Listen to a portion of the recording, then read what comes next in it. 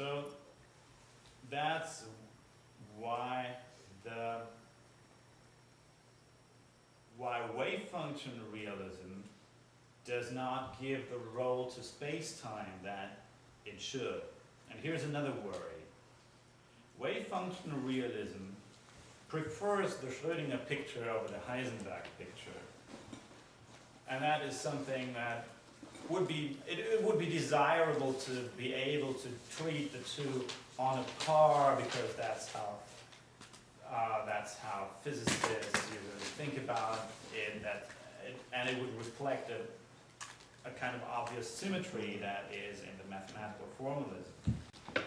Also, wave function realism prefers the position representation over other representations, and we may want to think of these different representations as being on a par. So now that was the old ontology and criticism of that. So now let me tell you what the proposed new ontology is. So the name for that is space-time state realism. Okay, let me draw something about that. So this here is free space. And let's consider a region delta in free space.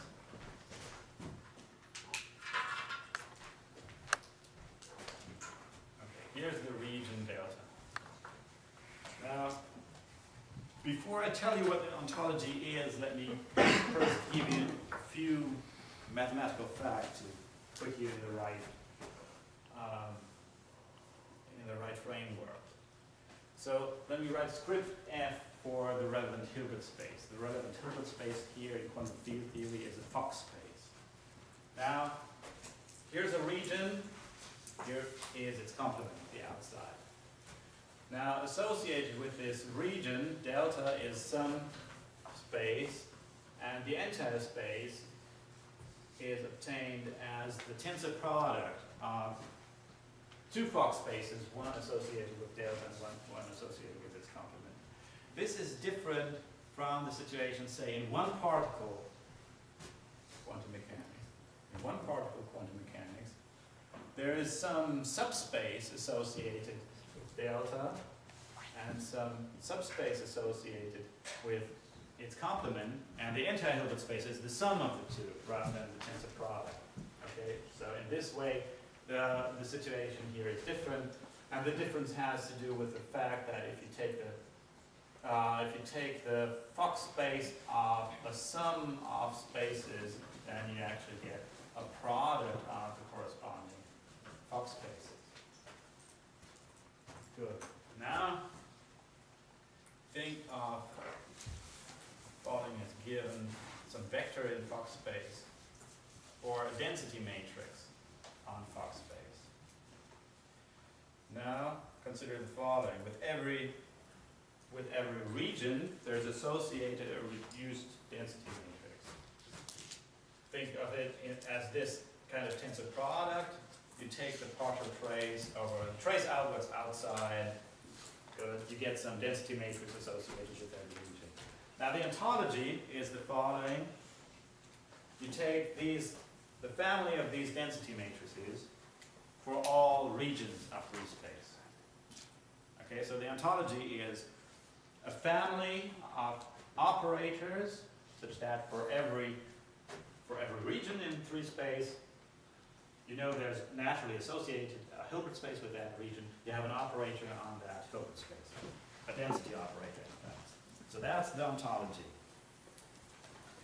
Now, to explain that a bit more, let me make some remarks.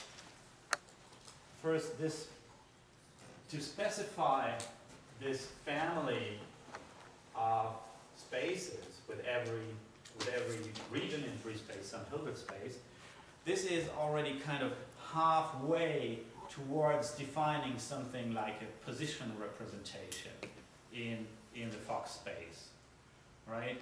We're providing some information here by saying what these spaces are. We provide some information about sort of which parts of the Hilbert space have to do with which regions in space. Good. Delta is space or space-time? Space. It's in space. Which is non-covariant description. Yeah, let's first start with space, and then later, then it will be easy to do that for space-time. Or let me say that at this point, for space-time, you just consider all deltas that are subsets of space-like hypersurfaces. That's how easy it is. Good. So now let's go back again just to one particular space-like hypersurface, and considering different deltas in the unit. So specifying a position representation, a particle position representation, would provide more information. That would provide a full basis of that Hilbert space, and the Hilbert space we're talking about here is this one, the Fock space.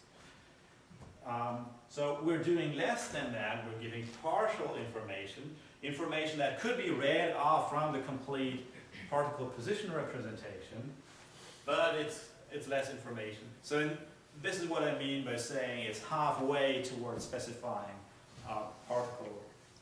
towards specifying a basis in Fock space. Now note that this structure, these decompositions of the Fock space, these are already given by the usual mathematical formalism of quantum field theory. In quantum field theory, we know already what these decompositions are. We don't have to introduce further structure, postulate further structure, as we may have to when trying to specify a complete basis of the Fock space.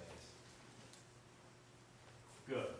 Now this kind of ontology, to have a family of operators, abstract operators on abstract spaces, that may seem kind of very unfamiliar as an ontology, but so what?